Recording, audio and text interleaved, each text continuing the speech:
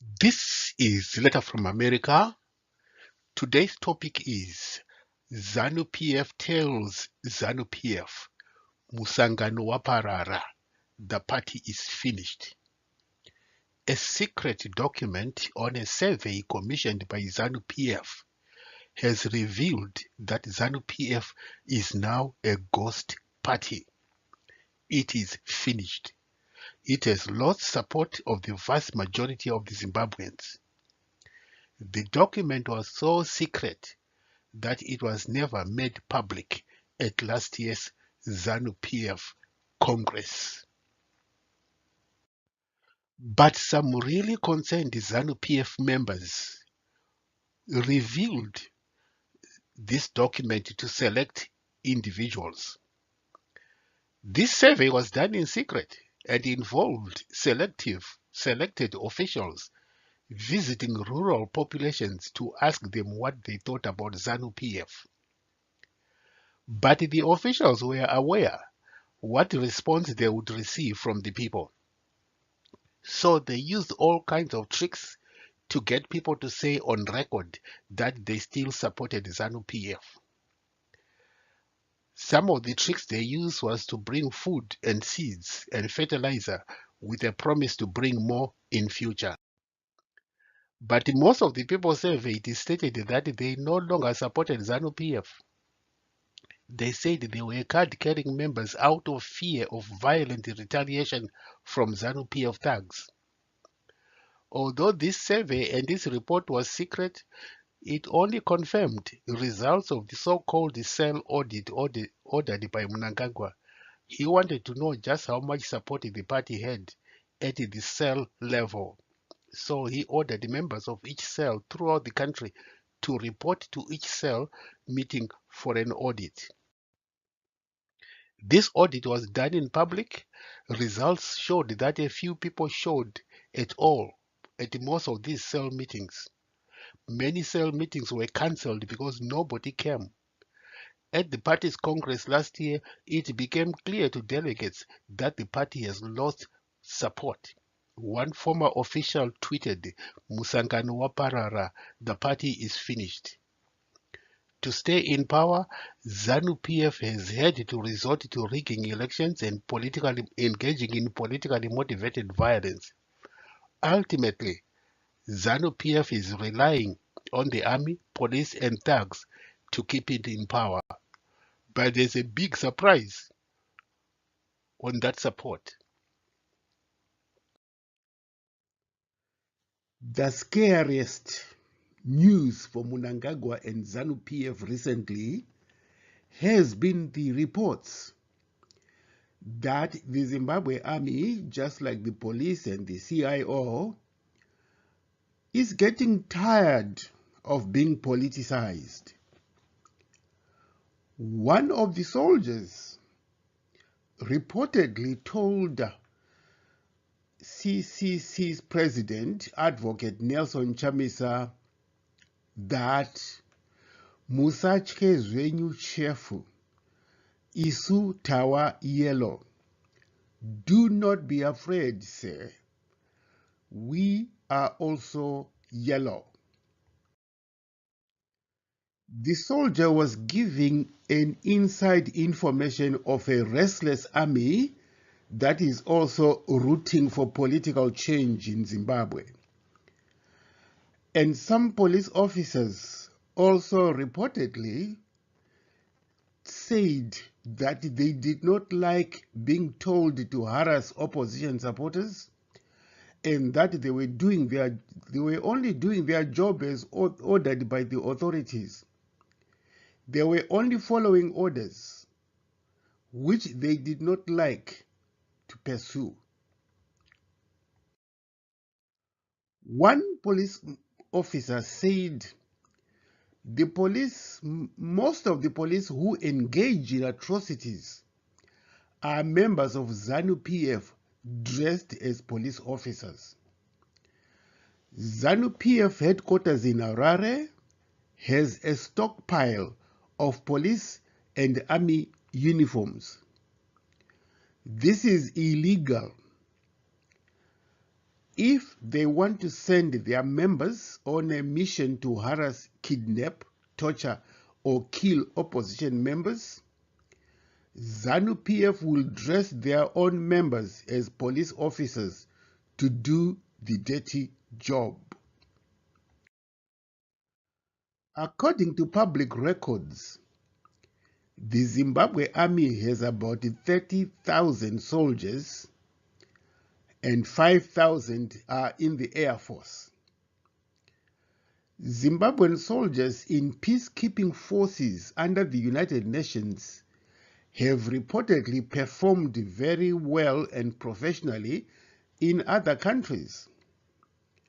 But inside Zimbabwe, the army and police and CIO have a bad reputation of harassing, torturing, abducting, and even killing innocent civilians. Other military analysts say the bulk of the Zimbabwean army are ordinary soldiers who do not enjoy the privileges that their senior officers enjoy. Ordinary members of the police, army, and even the CIO live an ordinary life of poverty. Some of them live under squalid conditions. They are paid in Zimbabwean dollars and are not able to sustain their families. They see their superiors living in luxurious houses and driving luxurious and expensive cars. Senior army and police officers have unlimited access to US dollars, medical treatment, and education abroad for their children and relatives. It comes as no surprise that some soldiers shared the news that the army is now yellow. This scares ZANU PF because this party, ZANU PF, relies on the army and police to support its policy of violence against the opposition citizens. ZANU PF uses the police and army to control, limit, or even disperse CCC rallies. The late Robert Mugabe was once heard saying, "Where would ZANU be without the support of the army and police?" ZANU PF began to die off as a political force in Zimbabwe in 2000. Just after a year from the birth of a very new, robust movement for democratic change led by the late Morgan Tsvangirai. In the 2000 parliamentary elections, MDC, which was barely 1 year old, managed to win 57 of the 120 elected seats, or 47% of the popular votes. ZANU PF won 63 seats, or 48% of the popular vote. During the same year, ZANU PF unleashed politically motivated violence against MDC supporters. But this did not change the fact that the decline of ZANU PF had begun. In the local government elections, MDC won all the urban council elections.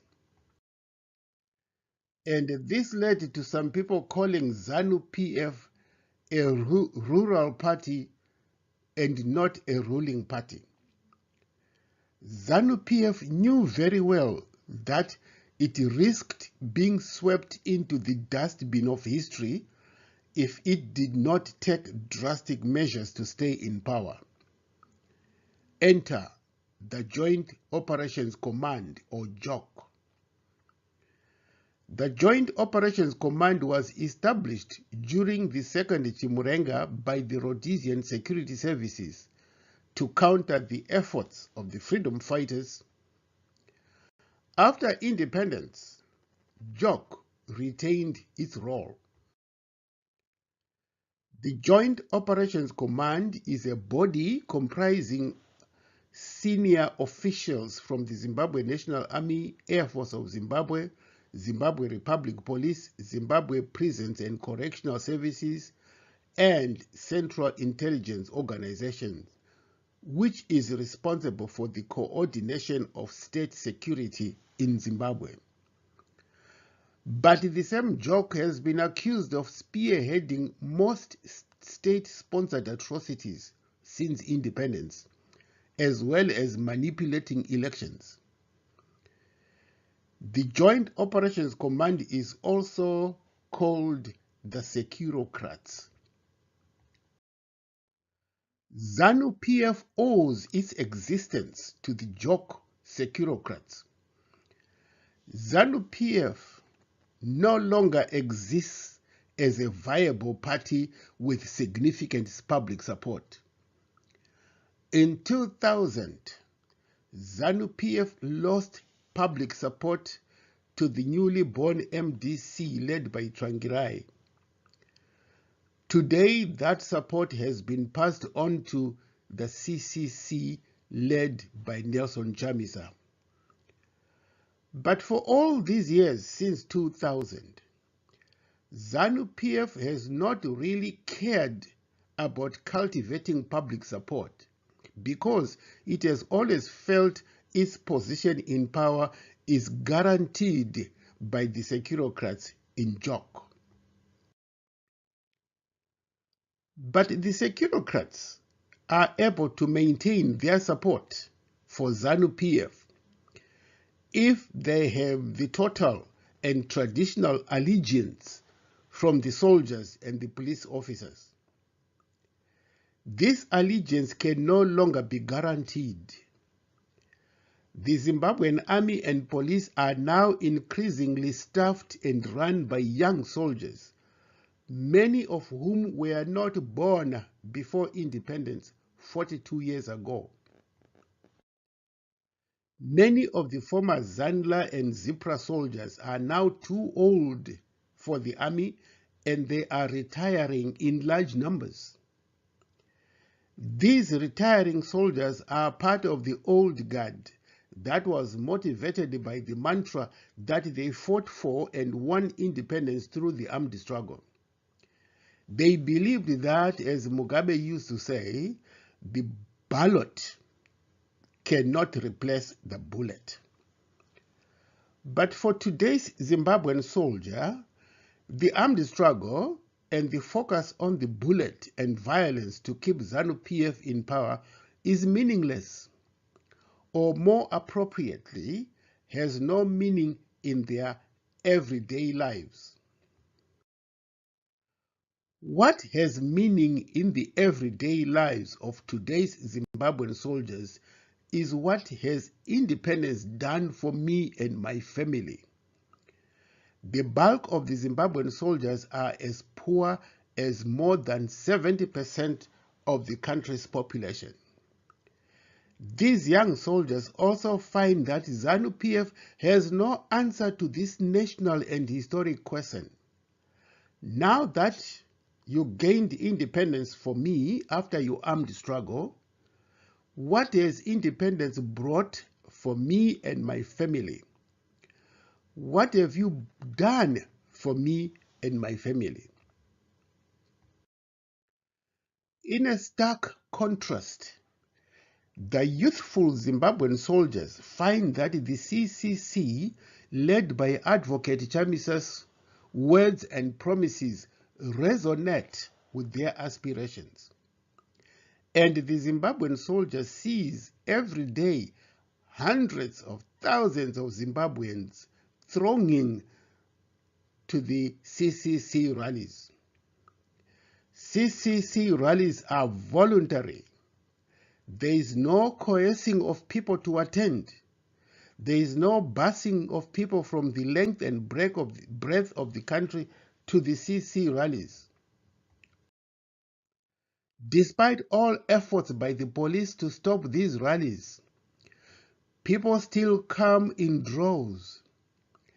CCC rallies are full of jubilation, dancing and singing, all of these representing an expression of hope for the future under a CCC government. The Zimbabwean soldiers see the CCC leader speaking in very hopeful and assuring terms about the struggle for democracy and prosperous future for all Zimbabweans. In a day and a night contrast, the Zimbabwe sees exactly the opposite in ZANU PF rallies, where people are forced to attend, where unwilling citizens are coerced to attend ZANU PF rallies. And the question is, if ZANU PF membership is voluntary, why force people to attend those rallies? People are being coerced and threatened to attend the rallies and have been blocked from leaving before the rallies are over. People are being bused from all over the country to attend ZANU PF rallies. The Zimbabwean soldier notices that ZANU PF speakers do not tell Zimbabweans what they have done to benefit them since independence 42 years ago.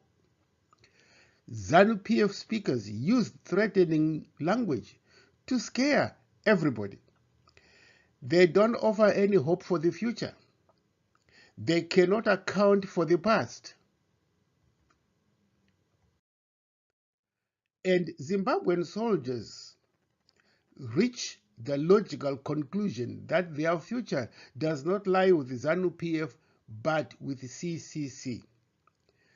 It is within this context that one of the soldiers told CCC President Advocate Nelson Chamisa that musatye zvenyu shefu, isu tawa yellow.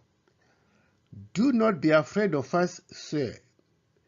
We are also yellow.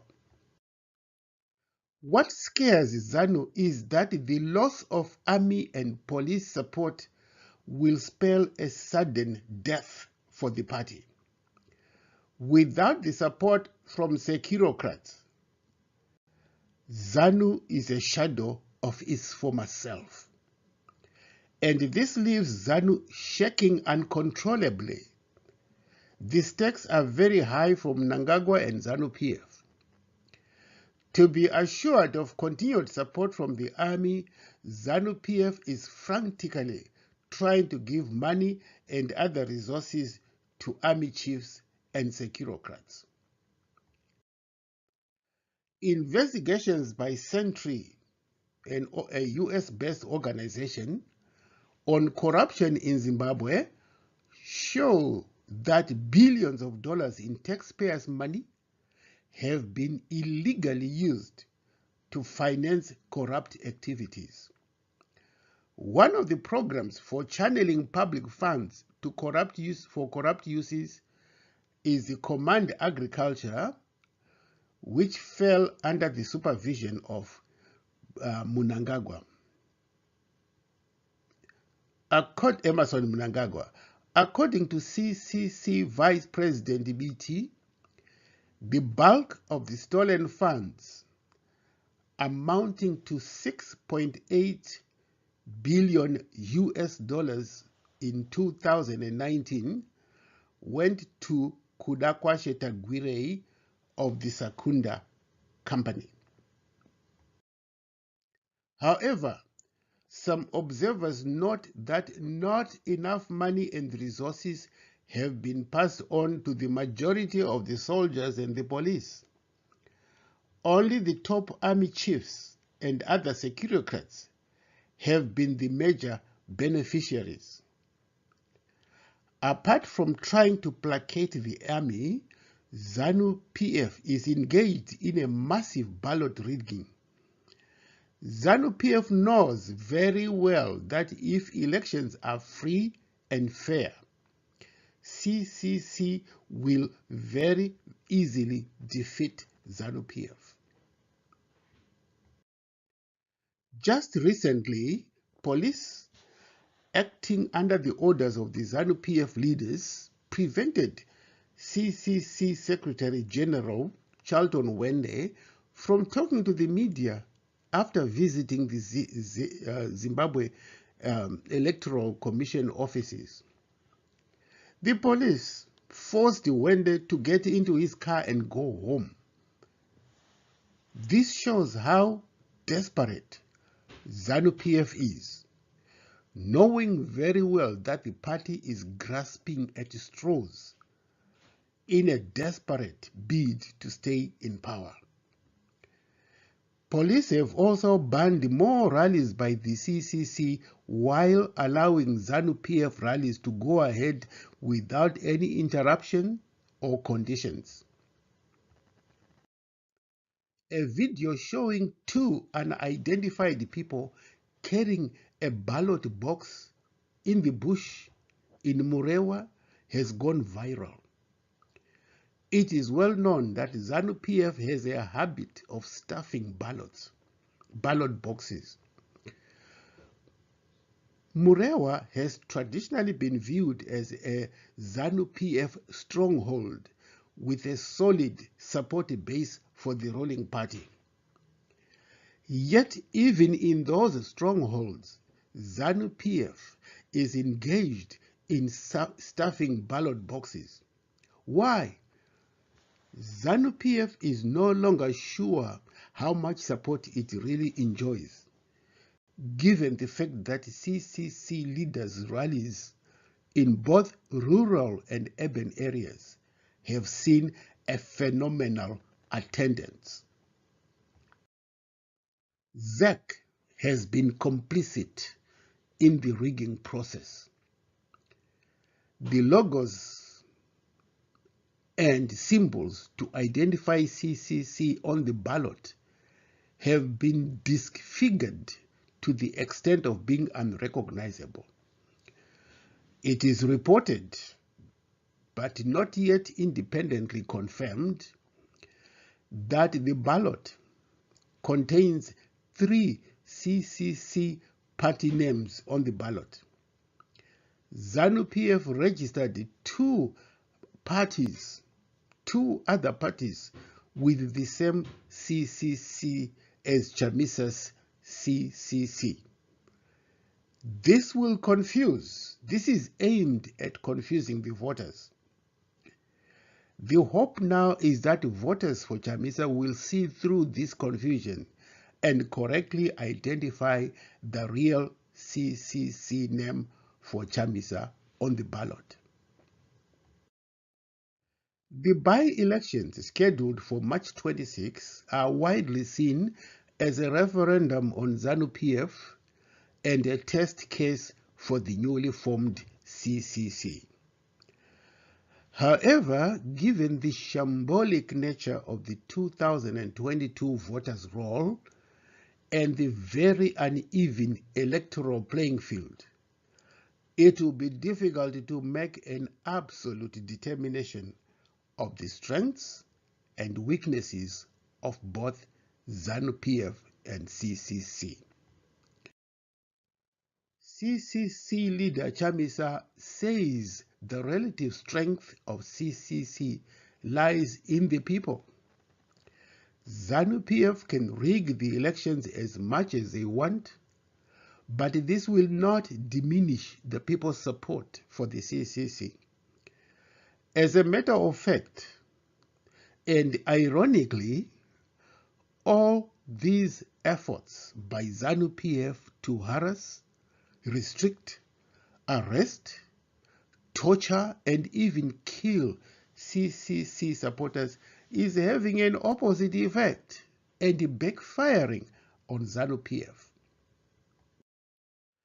Zimbabweans have a traditional sympathy for victims of politically motivated violence, harassment, and the needless restrictions being imposed on opposition parties. It sounds ironic, but ZANU PF may well be the biggest and most effective recruiter for the CCC. One very important point that Zimbabweans recognize now is that the by-elections are not the be-all and end-all of Zimbabwean politics. As CCC leader Chamisa said at a recent rally, whatever the outcome of the by-election, it is step one of the long march to freedom. This is a clarion call for Zimbabweans to brace themselves for the long struggle. The longer the struggle, the more qualitatively superior the freedom that will be gained at the end of the day.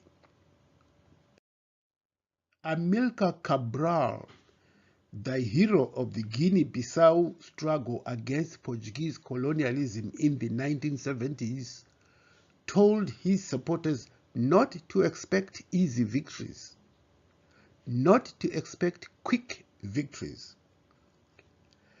There is a Shona saying, Mukutanda makudo unonhonga modzi, or in the process of chasing baboons from the maize field, you will be able to pick as many seeds and other valuables from the field as you want.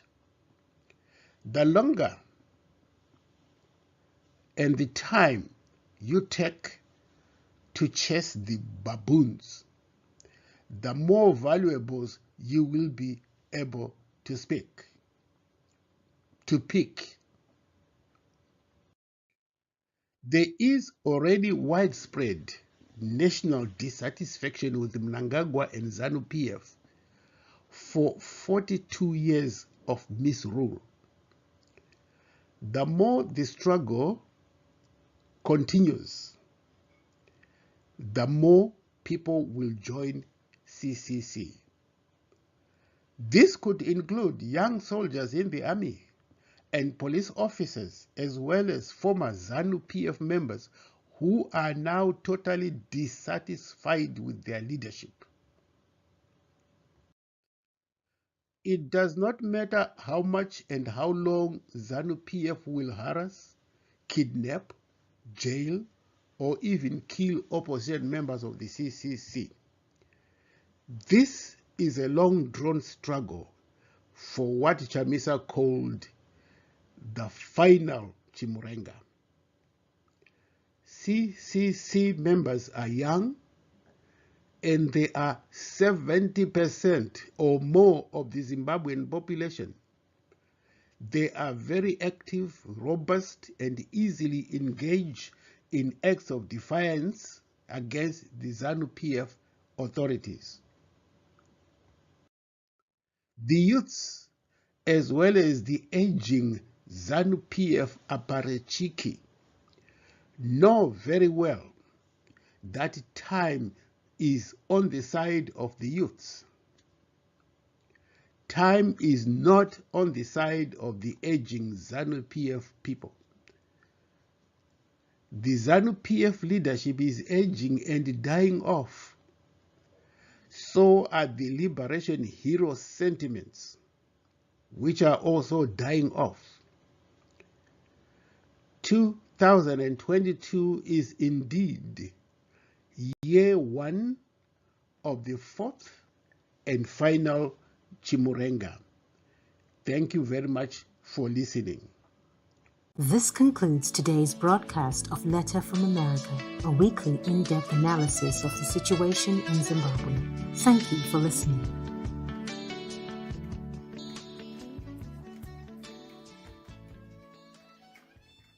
This concludes today's broadcast of Letter from America, a weekly in-depth analysis of the situation in Zimbabwe. Thank you for listening.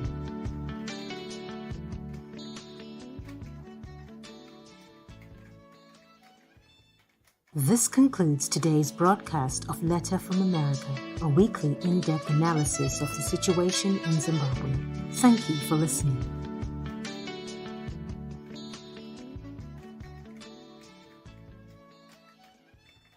This concludes today's broadcast of Letter from America, a weekly in-depth